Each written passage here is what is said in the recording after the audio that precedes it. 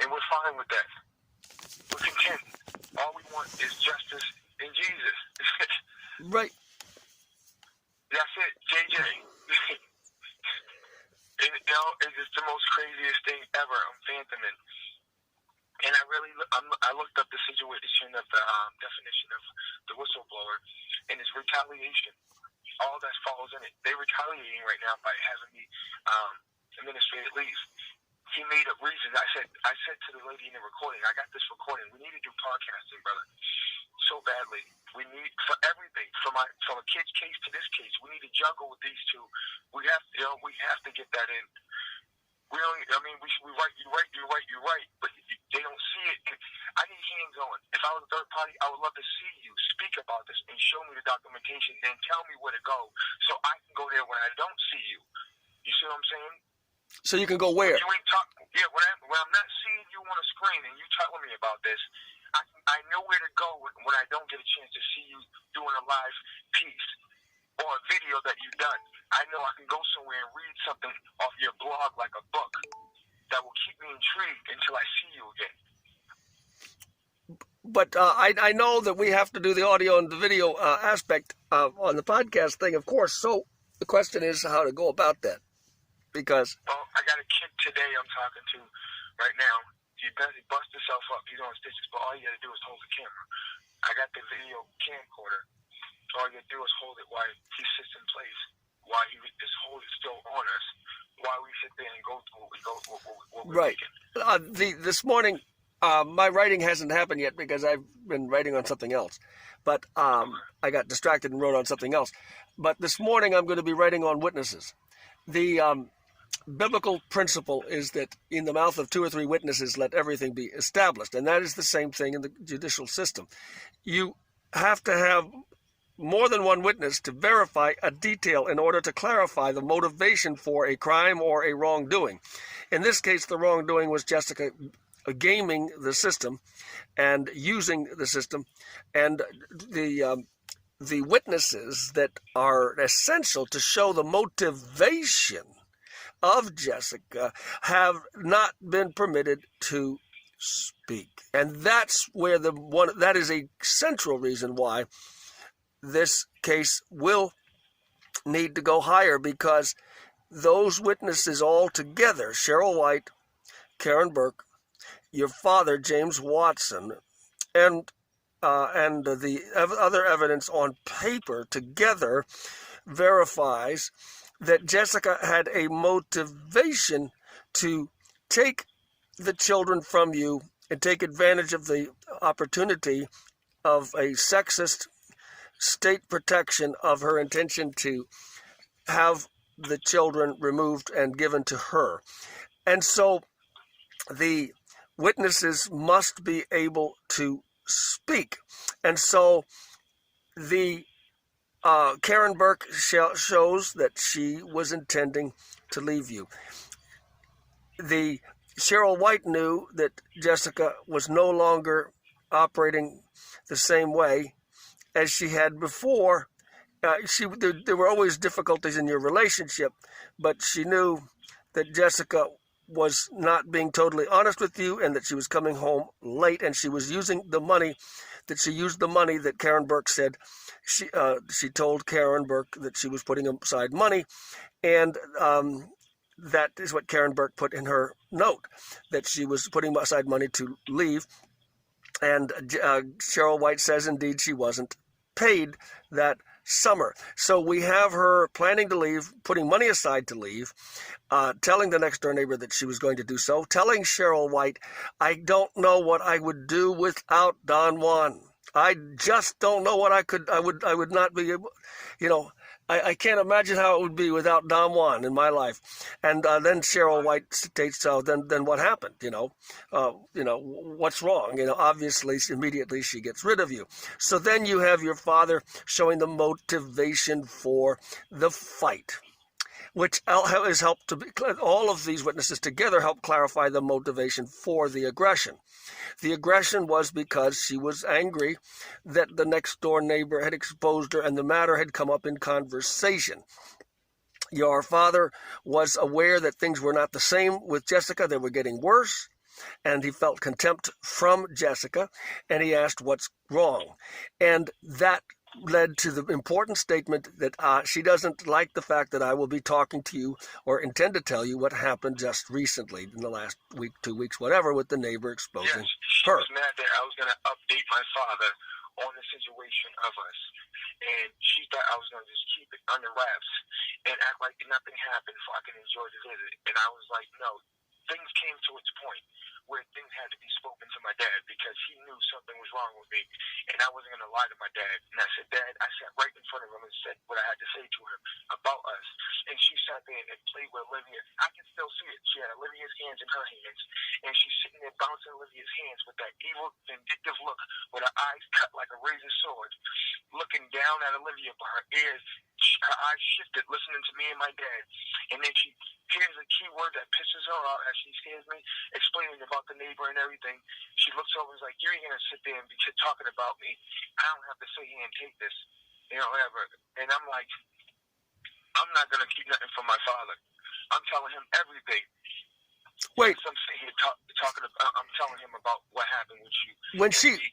When she looked over at you, she actually said that, or you're telling me that's what you thought she was? No, she said that. She was pissed off. She said that. That's what made it started making the words back and forth with me and her. And my dad was like, son, what's wrong with her? And I was explaining to him after he kept asking me. And he's looking at it. He'd never seen this side before of her being like that. And that's when the guards started moving closer. My dad's like, son, you guys got to calm down. I'm like, Dad, it's fine. I'm like, I'm going to just leave because we don't bring tension to you, ever. Every time we come, it's all joy. We come to you, it's all joy. We enjoy seeing you every minute of it. You say pictures, you get pictures that you built throughout months that you hold to see us. They take those pictures with me and the kids. So we can take a picture home, so you can have a picture of us here with you to hold on to until our next visit. I don't drive 2 hours for nothing, Dad, to tear up your day. I come here to make the best of it, to bring a part of you home with me, like I do every time I come. And I'm not going to ruin it now. And I said, Dad, I'm sorry, I have to leave. So he said, I understand. He understood. He understood. He said, son, I understand. I don't. I just want you to get home safe, and I'm going to call you. And he was worried. And he stayed in that form until he got a chance to talk to me on the phone when all this shit was going on. And that's amazing that he called you right at the time He called me right in the middle of this shit, and I'm saying, Dad, she's swinging on me, you know what I'm saying? And I'm trying to get myself situated as I'm driving down the highway. Then he called me again after that point where I had to get off after she hit her face off my arm. I ripped my shirt off in this little suburban area. So it was dark. Some lady and her husband was looking out the window like there was some craziness going on. I gave her the shirt to wrap herself. We get in the car and go to like a truck stop, or a place where you could pull in. They do a three-point turn, turn around. If you missed your turn, I pulled in there, and my dad called again, and we're talking again. And we're talking about, he actually updated me, like, what's going on now? And I said, Dad, I gave her the shirt. She bled all over the place. This is what happened. This is the outcome of it. We're on our way home. And he's like, son, you just got to get home safe. I'm worried. I said, Dad, I'm doing our best. We're going home now. Was Jessica causing trouble at that point? No, she was over there just with the with the shirts, crying with the shirt. I wrapped my shirts around her nose. I ripped my shirt right off myself and gave it to her. And I didn't know what to give her because she was bleeding all over the place. And then she told me she bled all over her car. Brother, it was my car that we drove. Oh, she said it was her car in the report? Did she say it was her car in the report? Yeah, she said her mother, in some part of his documentation, she says that it was blood all over her car. Her mother stated it was blood all over her car. Wow, that's another perjury. Yeah, her mother stated this, that it was blood all over Jessica's car. It was my car we drove. Okay, that's a perjury, because that's not a small thing. People don't forget that kind of thing. I can't forget it. No, you don't forget what you don't forget. How can you say it was Jessica's car when I'm driving my car to go see my dad? I'm thinking about this now. As they said, Jessica said, listen, I listened to the thing she said. She said she blood all over the car, and it ruined the event that we're supposed to go to. We're supposed to run to. Doris Pinkerton, Russ said that she witnessed blood on Jessica's dashboard and something else. I said, so blood splattered from my car to Jessica's car, or she bled 2 days straight? How did blood splat all over her car if she was in my car when we went to go see my father? Right, exactly. And this that just don't make no sense. And no one picking up on this. They ain't looking between the lines. They just happy that shit is trying to stick like flypaper. Well, what we're doing now is what Jacqueline Gomes, the attorney, was supposed to talk to you about. Did Jacqueline Gomes ever ask you about what happened in the prison visit and what precipitated the brother, fight? She never touched that word. She didn't care about that shit. That's the greatest mistake of all. I didn't even pick up on how she was so nonchalant. She was trying to say, let me help you with your taxes. She was going about that, and she was like, she was acting like she was involved in the beginning. I said, I got her aunt who said that she right out the gates that she beat my son by one arm and threw him in the crib. And that's when we said, I wish I was recording her then. But I didn't think I had to feel that way with her because she was my lawyer. I didn't think I had to sit up like that with my lawyer. I thought there was somebody I could trust, but it wasn't. So why do you bring up Cheryl and the beating of the child again with the lawyer? What was that all about?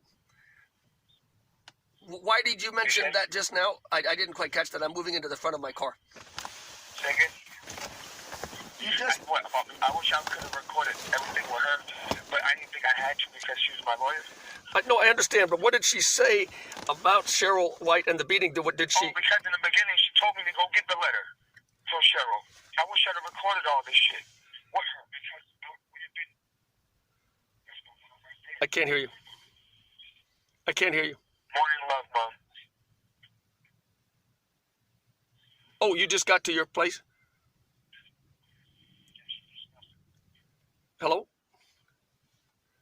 Yeah. I'm sorry, you talking to somebody? No, that was my mother. My mother messages me.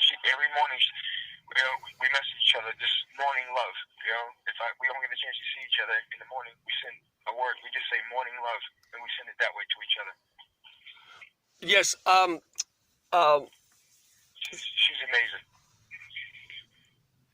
Yes, she is. I texted her about the Kimani, and you talking and him saying, I don't feel safe over there and all that kind of thing. And she gave me a thumbs up because I forwarded that message to her. I said, wouldn't it be nice if this would be something that the judges would actually look at closely? And